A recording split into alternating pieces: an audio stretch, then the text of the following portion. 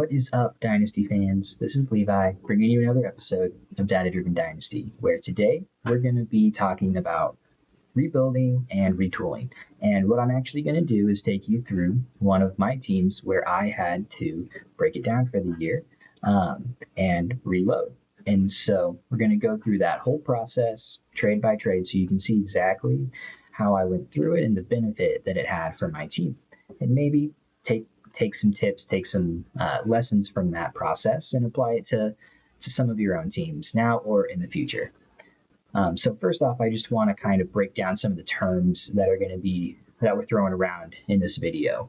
And first off, it's rebuilding versus reloading. So there's a lot of terms for reloading and rebuilding, like retooling, hard rebuild, soft rebuild, things like that.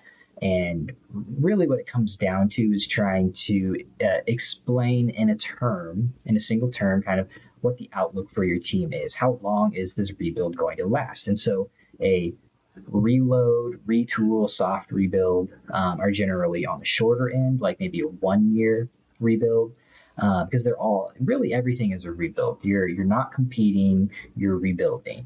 And these are just some different terms that we use to quantify the process. And so what we think of as like a rebuild, a hard rebuild, is more like a 2 or 3 year process. And so for the hard rebuilds, you are devoid of value on your team. And so since you don't have value, you can't move your assets around in the short term to gain production to go and compete for a championship. You first have to recoup the value. And the moves that you might make in a hard rebuild are different than the moves that you might make in a retool or a reload. Now, in a retool or reload situation, you have a decent amount of value on your team. At least you're expecting to compete again in the next year. However, that value is not translating to production at this time. And so what you're really focusing on there is turning the value that you have on your roster into production, and then also maximizing your value as you do it as well. So we are going to hop over to a team that is fresh out of the startup this year. As you can see, so quarterbacks, Trevor Lawrence, Cam Ward, Tua Tagovailoa, Daniel Jones. And then running backs, R.J. Harvey, Quinshon Judkins, James Conner, Joe Mixon, Austin Eckler, Kyle Monangai, and Jordan James. For wide receiver, we have Malik Neighbors, Amon-Ra St. Brown, Travis Hunter, Ted McMillan, Chris Olave, and Christian Kirk. And then tight end, Evan Ingram, A.J. Barner, and Noah Fant. For my draft picks, I have all of my draft picks for the next 2 years except for my 2026 first, which I will talk about here in a minute. And this is a 12-team Start 10 PPR Superflex League with a 0.5 tight end premium.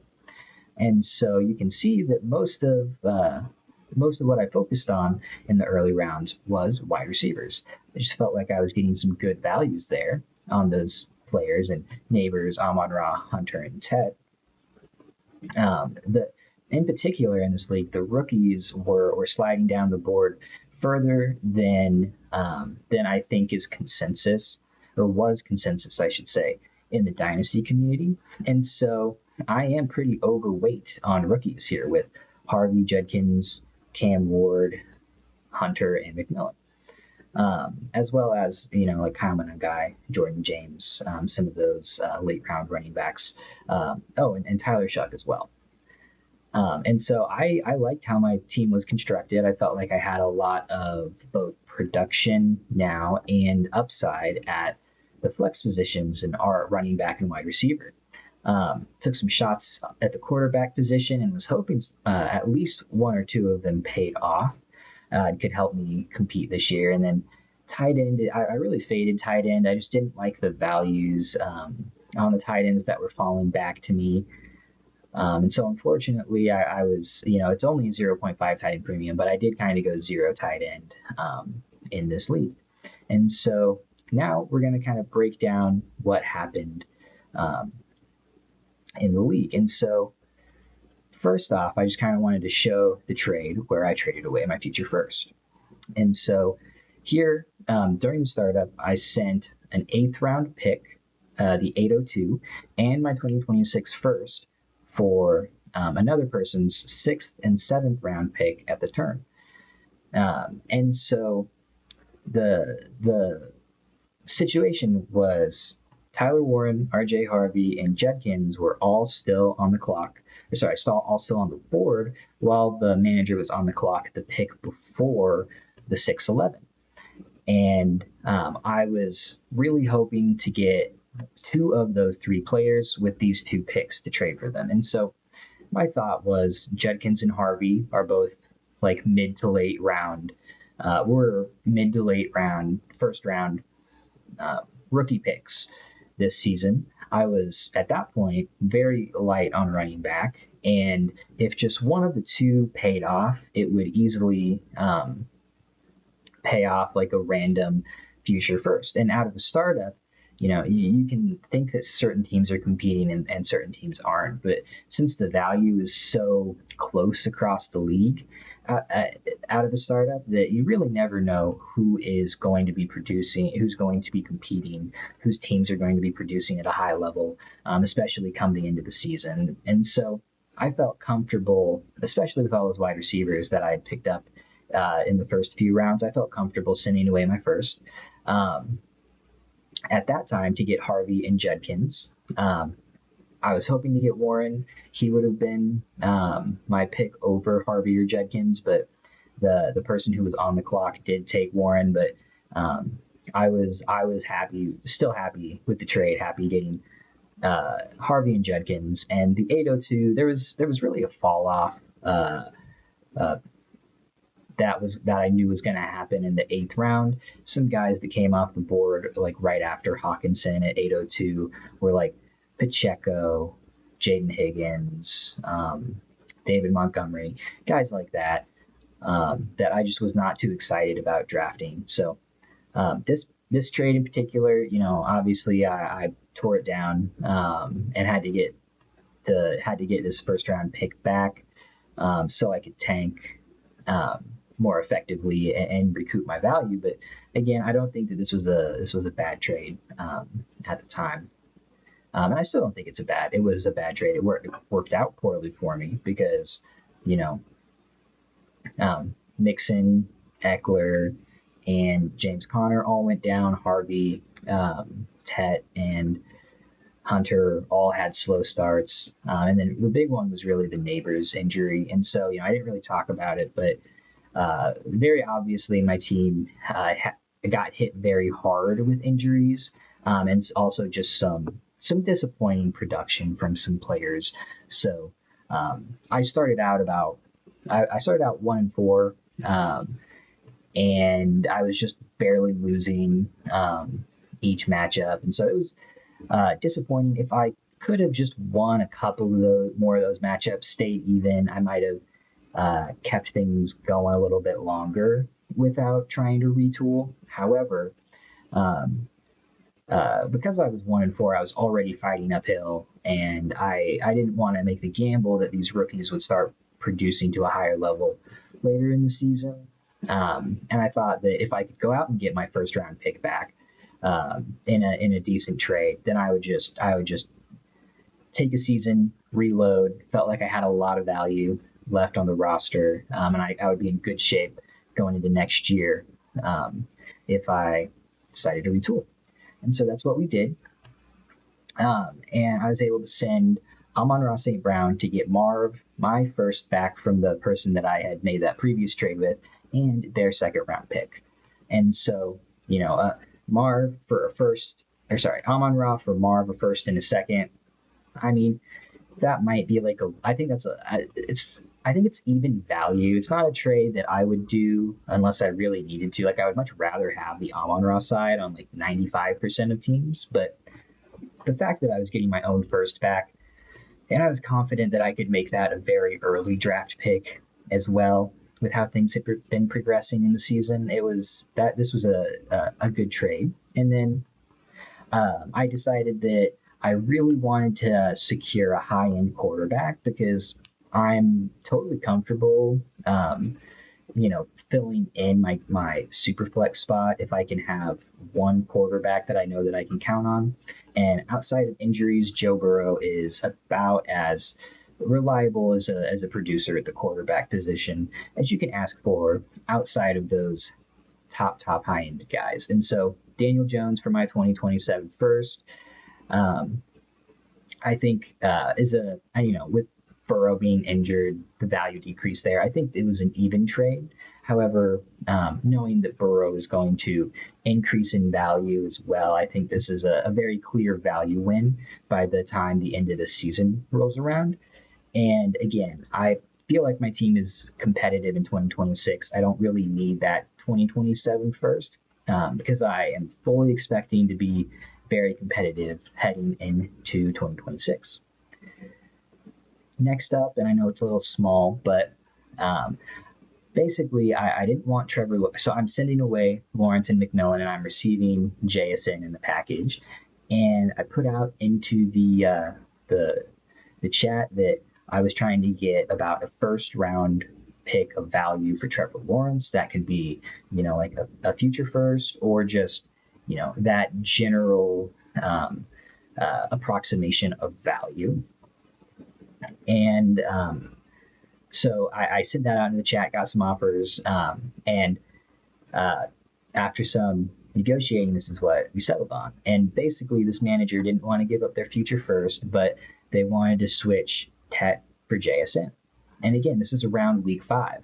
And a lot of people were, I think, still expecting JSN to have some regression for his target share to drop and for things to more, find a mean, find like at the end a more realistic average. However, JSN has just exceeded all expectations.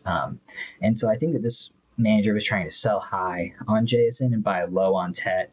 And they also did have some dire need for another quarterback, getting Trevor Lawrence. And so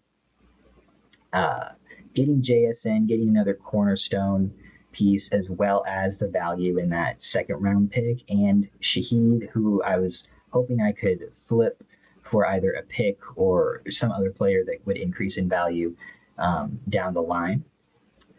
And then luckily I was able to find a manager to do that with pretty shortly.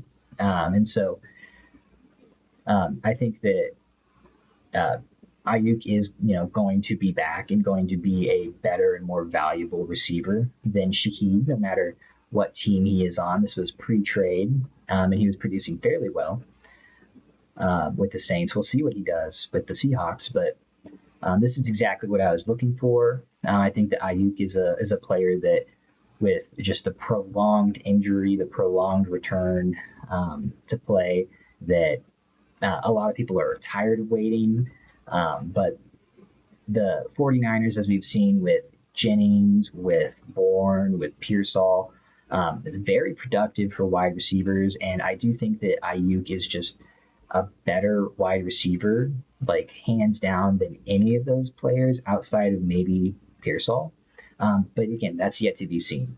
So I think he's somebody who, even if I have to wait until next year, I don't mind doing that on this team. And I think he is either going to be a producer or he's going to be somebody that, recoups a lot of his value and I can sell off for some other need on the team. Next up, after Quinshon Judkins kind of came on, I still really didn't have a running back, a high-end running back on the team. Quinshon was the best running back I had at that point, with RJ Harvey being disappointing. And so thinking for next year, I am very optimistic about Hampton. With when the offensive line is healthier, this offense looks to be very explosive and very consistent producing. However, with all the injuries to the offensive line, the Chargers have slowed down. The run game has slowed down a lot.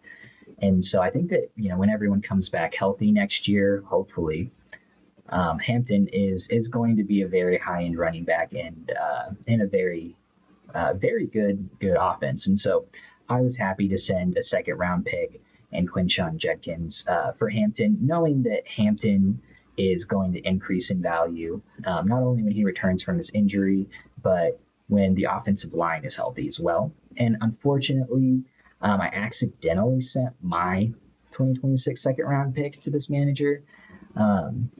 We had some discussions, and he had agreed like a 2026 second plus Judkins for Hampton was okay for him. He was in desperate need of some running back production. However, me and my haste to make the trade accidentally picked my own 2026 second instead of one of the other seconds that I had on hand that would have been later. But I still think it's a win. No takesy backsies or anything like that. But unfortunate, but I still think it's going to be a win moving forward. Hampton next season, Hampton's just going to be so much more valuable, have so much more production upside, and I wouldn't be surprised if Hampton was like a late first round redraft pick heading into next year with all the expectations for that Chargers offense. Next up, just an easy little trade. I didn't have any tight ends. This is my 2026 third. I likely Mark Andrews is looking to not be a Raven this time next year. And so for a team where I was trying to, to just take some more shots at tight end, likely I feel like was a decent pickup. Again, the 301, like, who am I going to be drafting at the 301 that's going to be a better dart throw than Isaiah Likely? And so I was, this isn't the best trade. I think it's fair, but it's just, taking a different shot than trying to actually make that 301 pick. And then the last one, I wanted to kind of lock down the RB2 spot heading into next year. Again, get some more production upside, package some assets together. And so I traded for Cam Scadaboo. I also, I didn't want Flacco on my team. I picked him up off waivers when someone dropped him after he was benched on the Browns, just in case. But nobody was really going to give me more than a third for Flacco. And then nobody was interested in Monangai either. This was the trade just before the game, the first game that Swift missed. And so Monangai was projected to have a large workload and score plenty of fantasy points. And so I wanted Flacco off the team. I wanted Monangai off the team to help with my tank. I don't really think either of those players are going to be super valuable heading into next year. And, if Monangai isn't drafted over or traded over for a new running back for the Bears, then I think that like Swift is going to come back. And Monangai is just not going to be the one there. And then I don't like to bet on players who need an injury to really be super fantasy relevant. So I was happy to move off of him as well, because I think Scadaboo is just easily going to be worth like a random future first round pick when he comes back healthy, as long as the Giants don't, make any crazy moves at running back next year. And so that's kind of breaking down all the trades that I did. And so here is the team now. And so at quarterback, we have the QB1 spot locked down with Joe Burrow. But we need to do some work at QB moving forward. But we have some, Cam Ward and Tua on the team. Maybe one of them, actually surprises us moving into next year or not. We'll see. But then having Hampton, Harvey, and Scadabo at running back, all being rookies, all being guys with a lot of value upside, I really like. And then also, still having those injured veterans on the bench to see if they can come back and be relevant as well at the running back position. But having Malik Neighbors, JSN, Hunter, Marv, Olave, and Brandon Ayuk, it's just so much value in the wide receiver position, and still a lot of upside as well with Hunter, Marv, and Chris Olave. And then I still probably need to make something happen at the tight end position, or just hope that one of these four names can really do something at the position that's be more fantasy relevant moving forward. And then looking at the draft picks, I feel much better having my first round draft pick, even if I did give up my second and my third for this year. I still have someone else's future second. And again, even giving up my 2027 first round pick, not too concerned. I'm pretty confident that, again, with the wide receiver and running back production I'm going to get starting next year when all these players come back healthy, I think is going to make me very competitive. And then again, I am going to have realistically the 101 or 102 in the draft, and I'm going to be looking to trade that around the peak value of that pick to try and either bolster my QB position or secure some higher upside flex guys. And so I'm happy with how this reload went, and trying to look out at a starting lineup for next year. It's flexing Travis Hunter, Harrison, and Olave, having Brandon Ayuk, RJ Harvey on the bench. Already, I think it looks pretty good.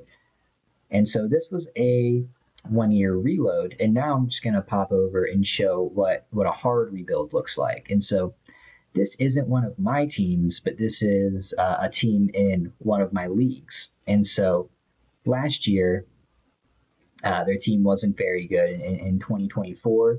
And so they sent away a couple of players, picked up a few draft picks, but didn't really make many moves. And he ended up having the second pick in the draft, kept all his own picks. And so as we can see, QB, he has Jackson Dart and Sam Darnold.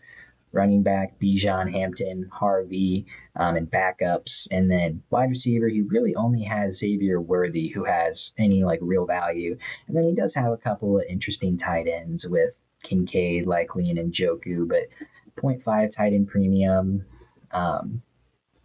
Those guys don't carry a ton of value. And so this team was super, super devoid of value. Because if you think about it, three of his top 5 players are players that he picked up in the draft last year, with Jackson Dart, Omarion Hampton, and RJ Harvey. And that 2025 draft class really did go as well as he could have hoped, picking up Jackson Dart at the 202 and Hampton at the 102. Harvey has been a little underwhelming so far, but he still has that upside. He hasn't lost a ton of value from where he was valued in the offseason. And so again, the 2025 draft went so good for him. Before that, his team was Sam Darnold, Bijan Robinson, Xavier Worthy, and Dalton Kincaid. And those were the only noteworthy assets really on the whole team. And so this manager is now in the second year of their rebuild. And it's going to take another draft class with these draft picks that he's tanking for. It's going to take another year going just as well as the 2025 draft class did. And even then, I still don't think that this team would be ready to compete until at least 2027. Because even if he secured, say, two through the picks or through trades, 2 high-end wide receivers, I still think that it would be a very shallow team with only 2, maybe 3 playable running backs, and then only 3 playable wide receivers. And then, Dart has been excellent, but him is really your only high-end quarterback. Really isn't something you want to be taking into a competing team. You really would want Sam Darnold to be more of a QB3 for your team. and then have Dart and like a Baker Mayfield, or Dart and Dak Prescott, or maybe even a higher end quarterback. However, so the reason I wanted to bring this team up is because the mistake that I think this manager made, and not to pick on him or anything, is just that he's been holding on to Bijan now for 2 years, and he probably isn't going to be competitive next year. And if the draft picks don't work out from 2026, he could even not be competitive for another year until like 2028. And so he's sitting on a player who is worth so much, whose value really has hit its ceiling, and he's just kind of letting it sit there and rust and rot. It's like investing. He's got money sitting in the bank that he's not doing anything with. And by breaking down Bijan, right, and it needs to be smart trades for down tiering a little bit at a time, picking up some assets that could increase in value, or some players that could increase in value who have value upside, and future first round picks, right? Could have sped up this rebuild considerably, but this is kind of just what happens when you aren't making trades and are being forced to kind of sit and wait. And I did reach out to this manager, tried to get something done. I actually have Malik Neighbors in that league on a pretty high value competitive team, and was thinking maybe we could get something done for Neighbors and Bijan. And the manager was just, not really receptive to that. Didn't want to trade for a guy who just got injured, which, really is a mainstay of rebuilding in Dynasty, is trading for those injured players when they're at a discount. But he wasn't interested. So here really is just the difference between a reload and like a hard rebuild. So if we go back to this team, plenty of youth, plenty of value upside with all these players.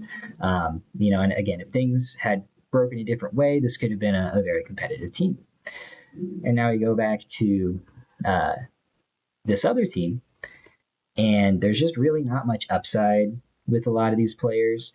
There's upside with like Worthy and Dart, and like Harvey, but a lot of these other players are either worth nothing or have hit their value ceiling. And so this is a team that really is devoid of value and really needs to bolster their value before they compete. Whereas the reload team is one that has value on the roster, just doesn't have the production yet. And so I hope that you can take away something from this, this explanation and this showing of these two processes. And what I'm going to do is I'm going to post a Discord link down in the description. And if you have any teams where you are thinking about reloading, rebuilding, maybe you're in the middle of a rebuild, and you want me to take a look, give any suggestions on whether or not you should start a rebuild or a retool, or moves to make within it, go ahead, and I'm gonna leave some instructions in the Discord. But reach out, send me the information for the teams, and I will take a look and get back to you with suggestions, completely free, just for fun. And if even if you don't really want any of my suggestions, if you're just curious to see what I have to say, then go ahead and drop it. All right. Thanks for listening. Thanks for watching. And if you wouldn't mind, it would appreciate it if you could like and subscribe. But thanks for listening.